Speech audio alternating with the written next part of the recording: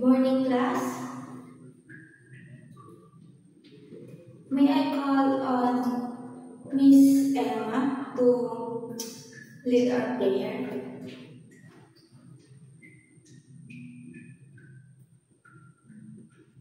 Amen. So, we have classroom rules. Let's read, listen attentively. Second, engage respectfully. Third, always follow instructions. And four, raise your hand before you speak. And five, nurture a positive attitude. So, before we go to our topic, let's have a quick game called true or false. So, raise your hand, guys, if you want to answer, okay? So, who wants to answer number 1? Okay, Jason?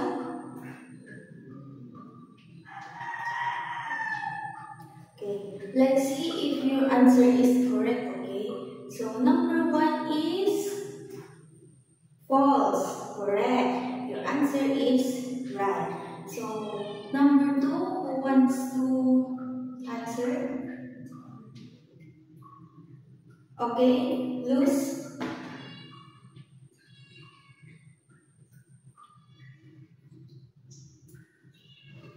Okay, let's see if your answer is correct, okay? So, number 2, fact, true is correct. Number 3, who wants to read? Okay, Emma?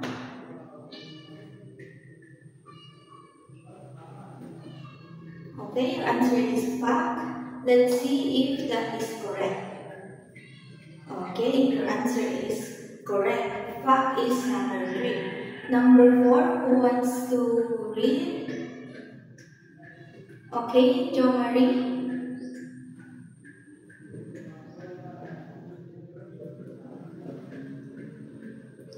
Okay, let's see if Jo Marie correct the answer. So, fact is his answer. So, that is correct. So, number 5. Okay, Melody. Number 5. Okay, false is her answer. So, let's see if that is correct. Okay, your answer is correct. All your answers are correct, guys.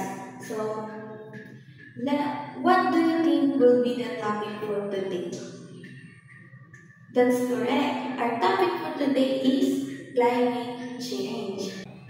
Climate change versus weather. So, climate change is a prolonged period of time, while the weather is, you can know it by day. So, for example, here in our Philippines, how many seasons do we have? We have, okay, correct. We have 2 seasons, dry seasons and rainy season. So, rainy season starts in June and it ends in November, while the dry season starts in December and it ends in May. So, why do you think? How do we know that we have 2 seasons? Okay, correct. Because the scientists before studied the Philippines climate so that they know these 2 seasons and the weather, it can change day by day. So, for example, today we have a super init sobrang init. And the next day, bigla na lang siyang uulan. And the next day, iinit na naman. So, that is weather. Pwede siyang magbago from time to time. So, let's go to greenhouse effect. So, greenhouse effect has a natural and unnatural causes. So, the blue one is natural causes and the red one is the unnatural causes. So, ano yung napapansin nyo sa blue and red? Okay. So, the one is mas marami yung lumalabas na init sa atmosphere natin. While the red one is mas maliit yung init na lumalabas sa earth natin. So, why do you think the red one is mas lesser yung init na lumalabas sa earth natin? Okay? Correct, guys. Because the red one, it causes a lot carbon dioxide. So, in the red one, kung mas marami yung greenhouse gases natin na nandyan sa greenhouse effect, mas lesser yung tumatakas na heat. Mas marami yung natatrap, kaya mas umiinit yung Earth's temperature natin. Okay, so next is like the climate change. So, around billion years ago, our Earth is much warmer. But in the late 200 years ago, our Earth's temperature is correct. It's getting hotter. So, what do you think will be the cause? Bakit umiinit yung ba't tayo nagkaroon ng climate change? Okay, correct. Because of the volcanic activities and the changes in Earth's changes in the okay, correct. Changes in the energy from the sunlight. So, and we have this so-called global warming. So, global warming is caused by humans, the human activities like burning fuels and deforestation, transportations, the factories. Lahat yan cause ng humans. Kaya tayo nagkakaroon ng global warming dahil dito sa mga cause ng humans na yan. And so, we have this carbon dioxide and global warming. So, kaya tayo nagkakaroon ng global warming because of the human activities. And yung mga human activities na yan, ano sa tingin nyo yung mga create niya na gases? Diba yung mga carbon dioxide? So, yung mga carbon dioxide na yan, naiipon siya sa greenhouse effect natin. That's why mas umiinit yung Earth's temperature natin kaysa before. And global warming, guys, is not the same as climate change, okay? Global warming is our Earth's temperature, okay? Yung init ng mundo natin. And the next one is, tignan natin itong graph na ito. Kung nakikita nyo, mas madami na yung carbon dioxide kaysa sa ibang gases na nandiyan. Kasi, yan yung mga gases na nasa greenhouse effect natin. Kaya tayo mas umiinit lang dahil sa carbon dioxide, okay? The human activities. So, kung tatanong tanungin nyo ako kung bakit nasisira ang mundo natin dahil lang din yun sa atin. Okay? Dahil lang sa mga tao din lang. Okay? So, let's go to the effects of climate change or global warming. So, let's have the first. This is the glaciers and polar ice melting. So, glacier and polar ice melting. So before, Earth's temperature natin is warmer, mas malamig siya kumpara ngayon. Kaya sa Arctic and Antarctica, umiinit din yung temperature nila. Kaya yung mga polar ice, nagmimelt sila. Tapos, kung nagmimelt yung ice, ano sa tingin nyo ang mangyayari? Okay, Mari? Correct. Nagkakaroon tayo ng sea level rising. So, kung tumaas yung sea levels rising natin dahil sa natunaw na mga yelo, ano sa tingin nyo ang mangyayari?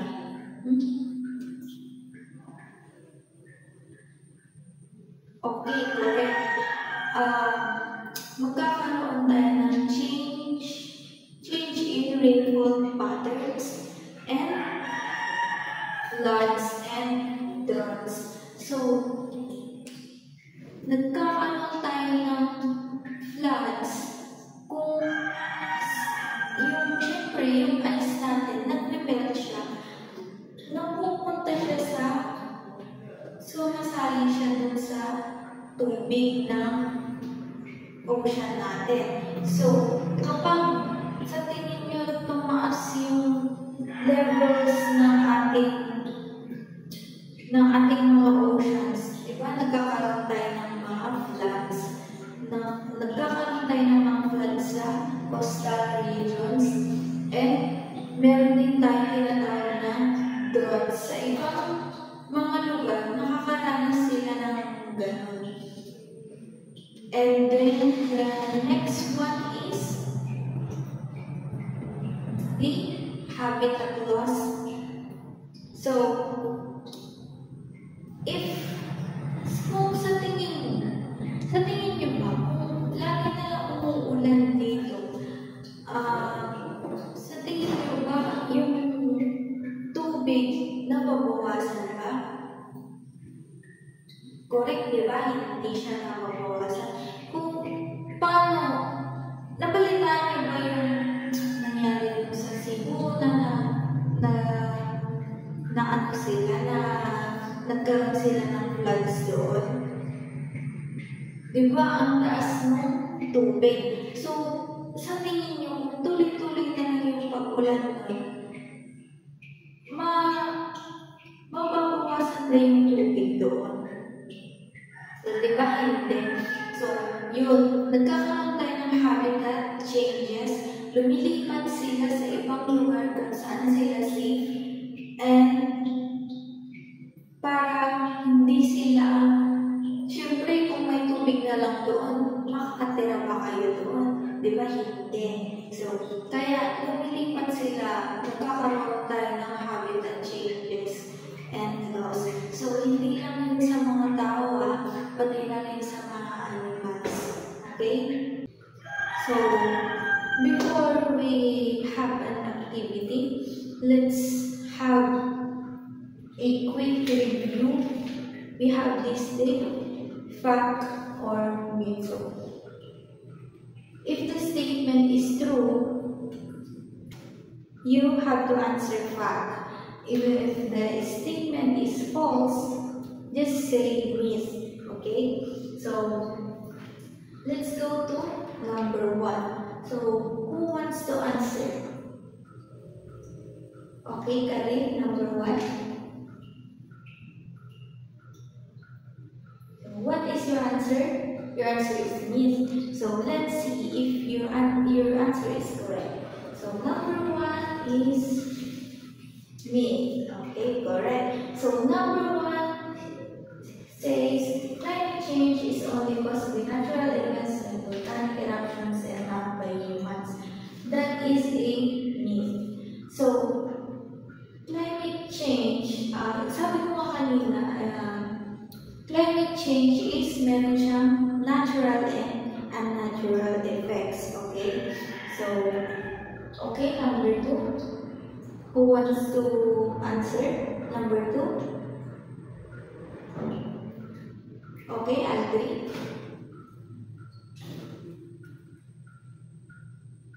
What is your answer? Your answer is fact. Let's see if your answer is correct. So, yes, your answer is correct. It's fact. So, sabi dito, planting trees can help fight climate change. So, that is correct. So, sa tingin nyo, ano ba yung natutulong ng trees sa atin? Okay, ang trees ay na-absorb siya ng carbon dioxide. Kaya pwede natin malabanan ang climate change sa pagtatanim ng puno. Okay, number 3, who wants to answer? Okay, Ray?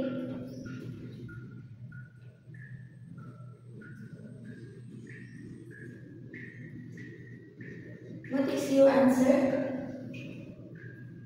Okay, answer is myth. Let's see if that is correct.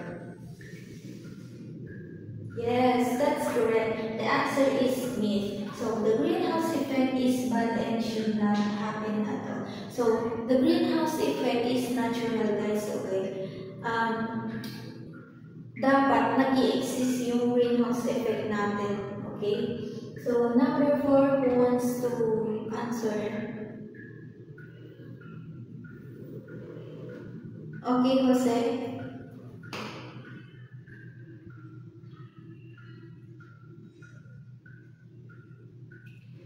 Okay, your answer is fact.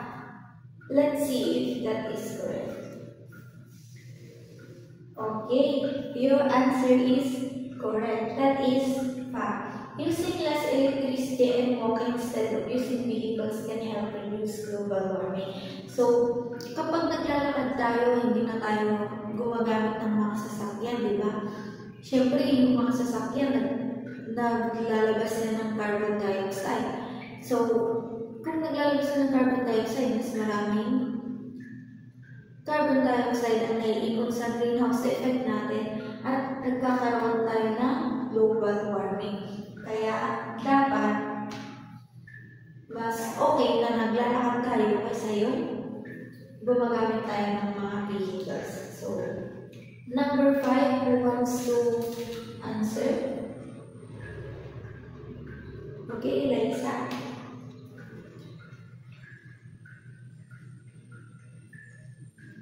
Okay, what is your answer? Okay, let's see if your answer is correct. Okay, your answer is correct. That's a myth. So, climate change doesn't affect the Philippines. Okay, that is not correct. So, climate change can affect the planet. So, lahat tayo na-apektuhan kahit saan bansa niya. So, yun lang guys. So, magpapa-assignment ako sa inyo. Gumawa tayo na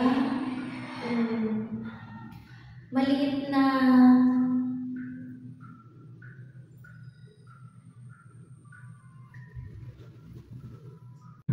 okay, so guys, we have assignment for today. So, alam niyo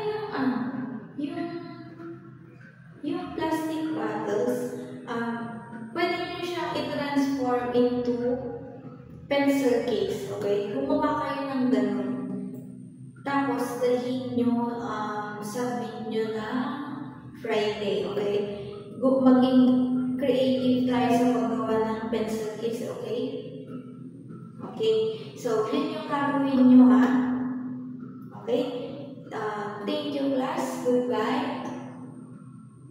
Okay?